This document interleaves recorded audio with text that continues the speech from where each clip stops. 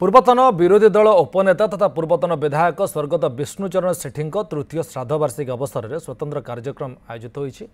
स्वर्गत विष्णु सेठी प्रतिमूर्ति अनावरण होती। उच्चशिक्षा संस्कृति और युवा व्यापार मंत्री सूर्यवंशी सूरज तिलतर्पण करने सहित समाधिपीठ में पुष्पमाल्य अर्पण कर भद्रक सहर पांथनिवास में बहु नेता मंत्री अनेक अधिकारी जोगद। आईन मंत्री स्वास्थ्य मंत्री स्वर्गत विष्णु सेठी स्मृतिचारण कर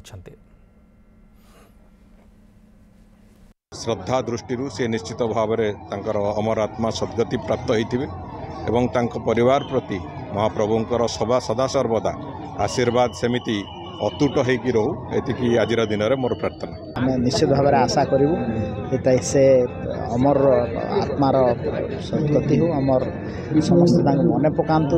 आम गभीरतम और गभीरतम प्रदेश श्रद्धांजलि जनइबा संगे संगे प्रभु जगन्नाथ पाखे साइती रखि था आज का दिन में श्रद्धा प्रभुंकर ठारे प्रार्थना करुच्ची जे से जो उद्देश्य रे राजनीति को आसी तांकर जो अधूरा स्वप्न रहीगला से जोटी भी था ना कहीं आत्मार सद्गति हो एवं से अधूर राज्य रही समस्त को आशीर्वाद करूँ।